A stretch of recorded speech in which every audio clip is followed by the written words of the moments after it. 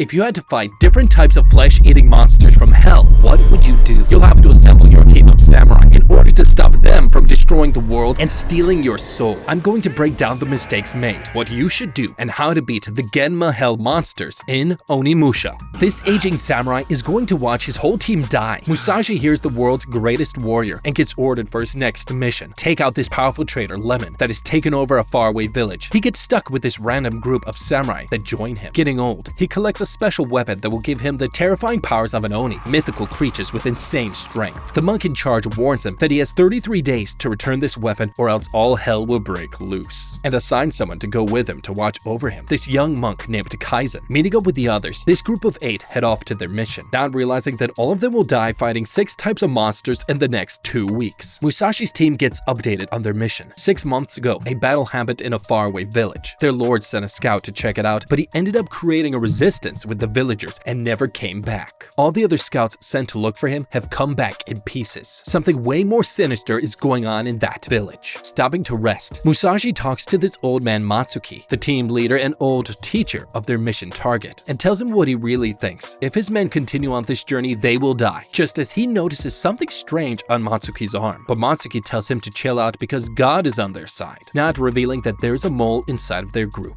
Nearing the village, Matsuki tells them they should wait till morning to go in. Camping out, that's when Musashi reveals that he knows this team's shocking secret, and announces there are 2 traitors in this group. Everyone gets nervous, and tells Musashi he's crazy. He ignores them and forces Matsuki to roll up his sleeve, revealing this symbol, the same symbol that was on the body of the dead spy they sent to look for Lemon. Matsuki reveals he was secretly working with Lemon and believes his old student wants to create a better world, a more interesting one, and will do anything to help him, challenging Musashi to a lethal duel for the fate of the world. Not realizing that one of their teammates is missing, Musashi takes out his sword and easily slices this guy's hands and stomach open, killing him. Everyone thinks it's over, but he can sense there is another traitor here, and just then, one of their teammates returns, but something is different. He is now a GENMA monster, specialized demons just like the Oni, but more crazy. Everyone notices their teammate sounds different, and figures out that he's actually being possessed by Lemon. Lemon tells Musashi he can't wait to meet him soon, and orders this poor guy to put up a good show for him, and he attacks him. Okay, I would have killed this monster really easily by making sweet love to its nasty tongue with my cold steel blade. We could have known that this was sus from the beginning with these 2 people, because this guy Matsuki was Lemon's teacher for 20 years, and obviously had a hard time killing his student. Best case scenario. And the other guy literally cried about us going to harm his old friend Lemon. If I was Musashi, I would have used our strength with our sword, and aimed for this GENMA's most dangerous points, its tongue, sword, and his legs. I would secretly order one of our men to circle him around the forest, positioning himself parallel to where he is, hiding in the forest here, waiting for our orders. Then, targeting his tongue, I would rush to stand behind the trees near us here, forcing the GENMA to come closer as he tries to shoot his tongue at us, giving us the opportunity to stab our sword through it, pinning it and him to the trees in front of us. And at this moment, I would signal our man hiding parallel to him in the forest to rush up on him, cutting his sword from his hand, and at that moment, cutting off his legs too, if possible. Now leaving him trapped and weaponless worst case, which would have allowed us to easily walk up to him and kill him with ease and without using our Oni gauntlet at all, because that thing is dangerous and that's something we should only use as a last resort. The GENMA shoots his demon tongue out at Musashi, but he cuts it off. Meanwhile, Kaizen orders the others to distract the demon, throwing this fireball, while he opens up his box and finally lets Musashi power up with the most powerful weapon in this world,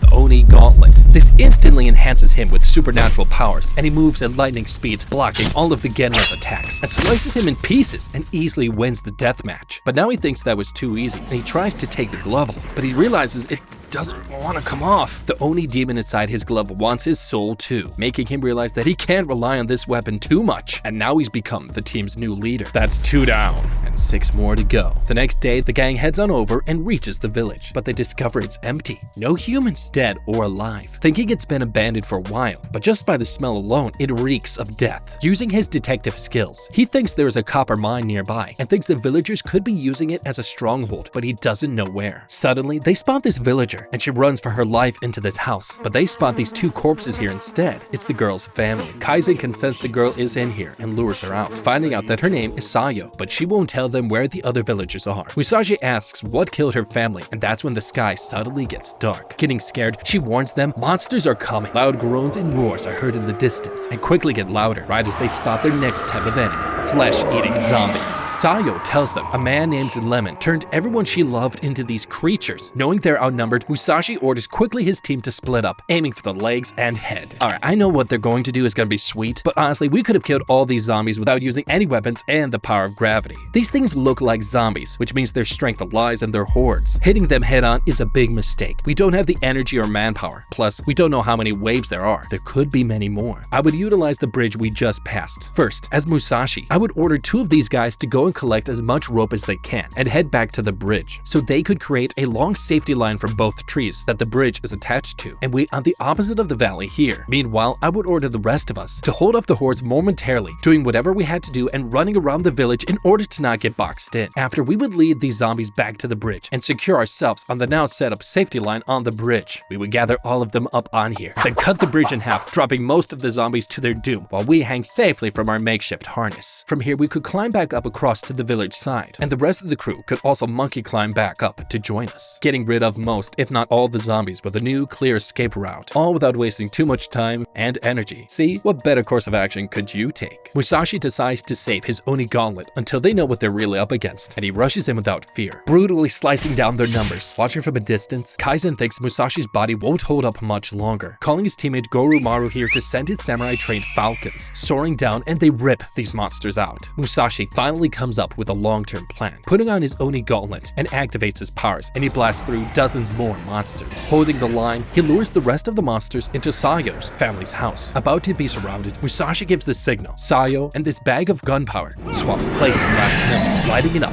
Musashi jumps out of the window last minute and sets off a huge explosion, killing all of the zombies in the area. They save the day, but Musashi now thinks his body is reaching his limits and doesn't have much more fight left. And that's when they discover a piece of gold on the floor and force Sayo to tell them the whole truth about this village. Her people discovered gold while mining for copper in the mountains. Fights and chaos broke out when Lemon passed by them, and he betrayed his lord in order to help the villagers get rich. But then he betrayed them as well, and he released something horrifying deep within the mountains and eventually turned the whole town into flesh-eating zombies. She thinks their mission target is hiding in the mountains. With enough intel, Musashi tells them they should report all of this back to their lord, because this mission is now way too dangerous. They all agree and head back home, but they discover their only way out has now been destroyed. Somebody won't let them leave. Trapped and with no choice, Musashi's crew stays back and prepare to take on Lemon and his monster army. Heading up the mountain, Sayo leads them up a familiar trail to get some water first, but then she realizes something is off because she doesn't recognize anything. Suddenly, a gust of wind comes up, the clouds get dark again, and the team knows that something is about to happen. Musashi quickly orders Sayo to keep safe on this rock as more zombie hordes descend upon them. Unable to use his Oni glove for a while, the old man starts putting in the work, and the group desperately tries to handle another wave.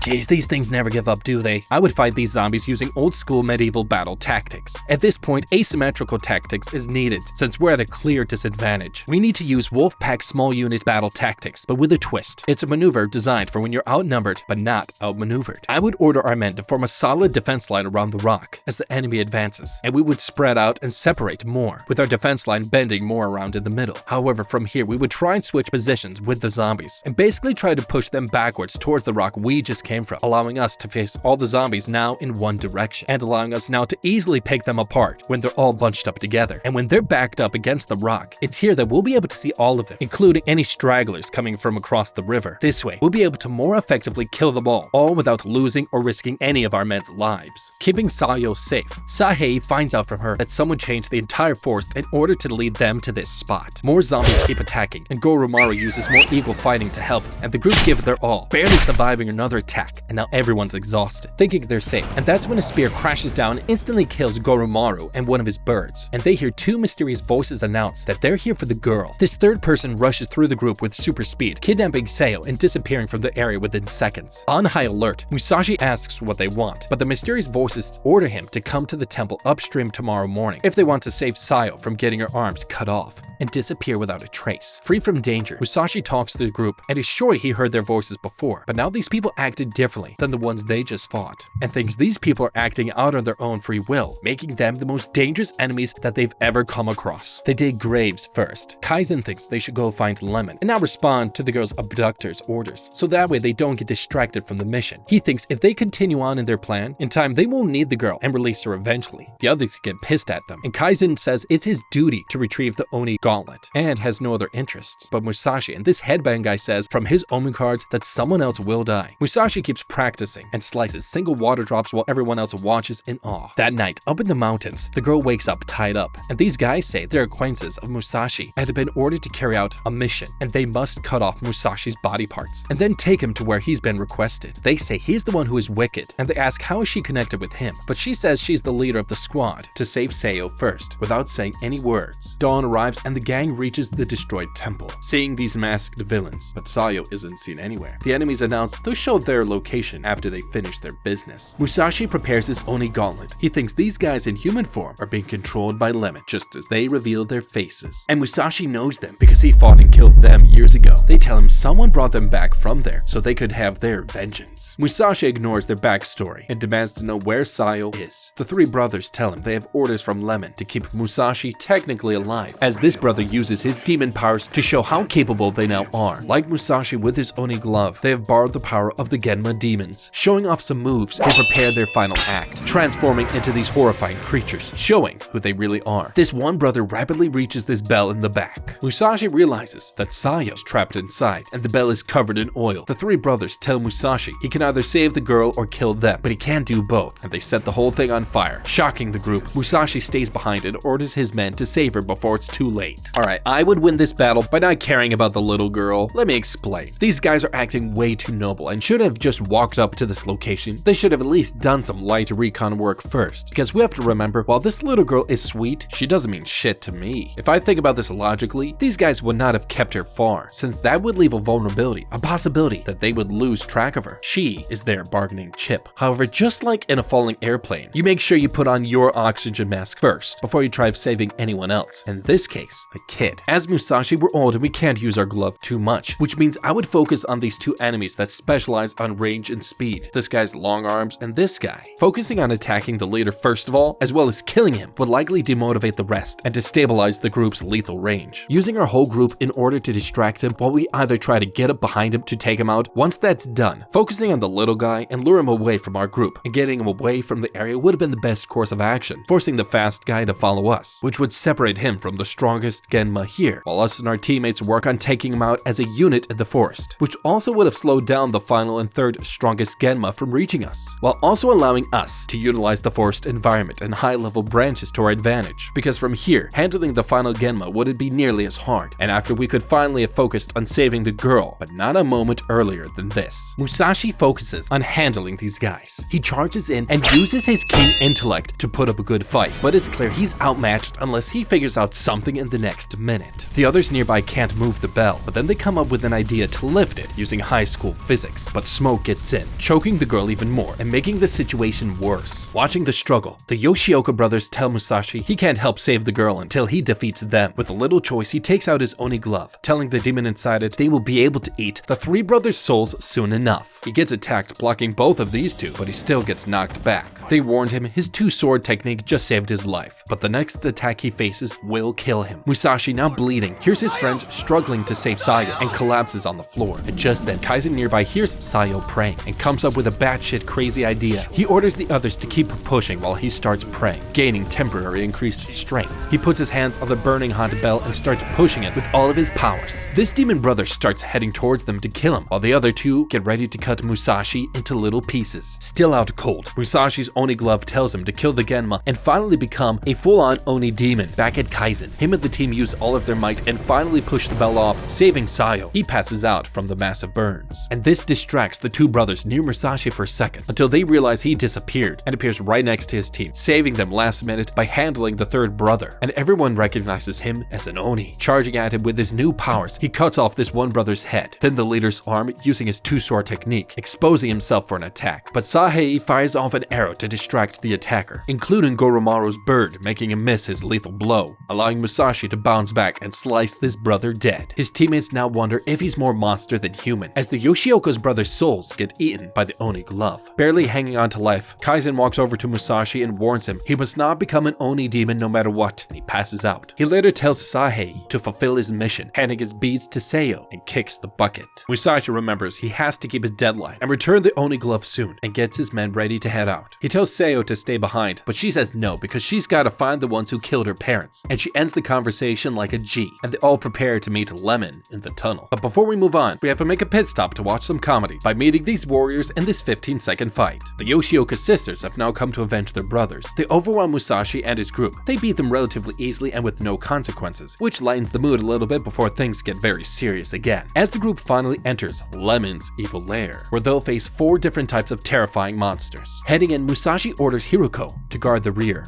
just in case for any pincer attacks. But they ain't ready for this. Entering this fancy door, they spot it covered in gold. This butler named Alfred comes in, warmly welcoming them to the Golden Castle, announcing that this will serve as the base when Lemon makes his mark on the world. He offers to answer any questions they have. Sayo gets mad at him, but he reveals that her parents are actually still alive and he can take them to her. Shocking the group, she follows them in, forcing the rest to bite their tongues and go deeper inside, seeing zombies and gold everywhere. Alfred gives them the rundown of this special fortress and their evil plans. Here they harness the mountain's energy to use, and because of this, no army in the world can go against them, and soon they will take over the globe with their Genma army and any zombies they revive. Like Yoshioka's, he praises Musashi's Oni's strength, saying that he will make an amazing monster one day, and that's when they enter this battle arena, unaware that only 3 of them will make it out of here alive. Sayo tells Alfred to cut the shit, looking for her parents, but he first asks the group an important question. He invites Musashi's group to come work for Lemon in the new world. They say no, of course, shocking Alfred so bad that he falls over and has a temper tantrum. Sayo tells him to stop acting like a child and pisses him off. Then he gets up now, but now he's suddenly acting different. The negotiations have now ended, and he politely warns the group to get rid of their weapons and prepare to have their arms and legs cut off, their eyes scraped from their skull, and their tongues ripped from their face. And that's when an arrow flies straight into Sayo, but she gets saved last minute by Musashi. This chariot monster rushes out, overwhelming the group, forcing them to gain distance and dodge arrows coming right at them. Alfred proudly announces that this is one of their cavalry soldiers for the army and watches the demonstration while the rest of the group is caught off guard. I would beat these guys here by using the most famous thing in the world, Glasses Guy energy. Musashi and his group should have worked way earlier on each other's actual strength and weaknesses, because we're already screwed and now we need to improvise. Using our Oni glove right now is too easy and we only have 1 shot. We have to create an opening first. This cavalry archer circling us means that he can hit us from too many angles, which means I would immediately move closer to any wall around us, which would immediately lessen the amount of areas that we need to watch our backs. Or even behind one of these pillars, providing more cover and forcing the cavalry zombie to come to us, while we focus on his weaknesses, his weapons and wheels. Since we're hidden behind cover, I would focus on using Sahe here since he is also an archer, ordering him to fire shots at the zombie, distract him while one of the 2 of us use the wall behind us as a platform to jump off from and to try and land on the zombie's vehicle the moment he gets close enough. And the first thing we're gonna do is to take out his wheels, or at least his weapons, since it's noted that he doesn't have anything else as a backup. And from here we could finally use our trap card without disturbance and use our Oni glove one time, take out Alfred, and be more badass than martial magic and muscles. Musashi desperately tries to open the Oni box, but it's stuck. Meanwhile, Hiroko throws Sahe this bag of candy. They look at each other, knowing what comes next. He hands Sayo and Musashi a piece to eat quickly, because they won't like what happens next, as Hiroko sets off a drug smoke screen around him, causing anyone inside to hallucinate. Hiroko gets ready for his final move, getting shot with arrows. His blood interacts with the drug in the air, causing the environment around him to become even more deadly. Saihei tells Musashi that this is a move they learned studying medicine way back. Hiroko gets knocked back, quickly dying, as Alfred and the chariot charge at Musashi, but that's when the poison effect hits them like a truck, crashing and killing Alfred's chariot, while he starts tripping balls. He fires a shot but misses at Musashi, hitting his Oni box and unlocks it. He slips it on and slices Alfred's bullet midair, and his entire body is cut into pieces, winning the battle. Suddenly, Sayo's parents comes out. Surprising everyone, they hug, but they tell her they need to run, and they grab her throat and start choking her to death. Lemon then announces from somewhere what's really going on. Sayo's parents' bodies are being controlled by Lemon, but their minds are still free, and now they get to watch themselves slowly kill their baby girl and cry. He gives Musashi a choice: save the parents or save the girl by killing her parents right in front of her. The parents beg him to do it, but Sayo tells him to stop. Testing his character, Musashi apologizes to Sayo and slices off her parents' heads right in front of her. Lemon then finally reveals his ugly, pretty face, complimenting Musashi that he's becoming a great Onimusha monster. Now revealing he's trapped him, he can't hang with Sayo anymore, since he just murdered her parents, and now can't do anything without his Oni gauntlet because he's just too old and too weak. joke. And he offers Musashi to join his side so they can kill off the rest of the samurai and the shogunate of the country, because Lemon thinks peace without a war has made them all weak and useless. He hopes Musashi will join him, but he says no, which shocks Lemon, and he bribes him with Genma powers and says his powers will increase 10 times like the others he just fought. But that's when a familiar face gets tired of waiting and enters the arena, Sasaki Kojiro, and shocks everyone, Musashi's greatest rival. Lemon picks up the Oni glove and hands it to Musashi, advising him to get rid of it since it'll only hold him back, and he gives him one final chance to make up his mind. Getting impatient, Lemon tells Kojiro to cut off both of his hands and legs to speed up his decision-making process. Taking out his sword, Sasaki strikes, but that's when Lemon collapses with cut off body parts, screaming. Kojiro tells Musashi that Lemon was annoying and wants to finally take revenge. Suddenly, hundreds of zombies start swarming the area, and Musashi orders Sahi to take Lemon up on Lemon's lift while he stays behind. He confronts Kojiro with his gauntlet and puts it on, and he can tell it wants Kojiro's soul. His rival smiles and transforms into a Genma monster, taking out 4 swords in an epic showdown. Alright, the only way I'm gonna beat this guy is by getting butt naked and using the one thing that brings all men down, their big fat throbbing ego. I would first increase the odds of us winning without disturbances, and would move the fight into the stands. I would fight our enemy using his ego. Now that he's more powerful than ever, his cockiness is through the roof, which is the most powerful thing we could ever leverage. I would utilize our skill in unorthodox fighting to beat this much more skilled swordsman, since he clearly still underestimates us, and would fight and beat him the same way as last time. Throw off his expectations, since he never think we'd be that dumb to do it.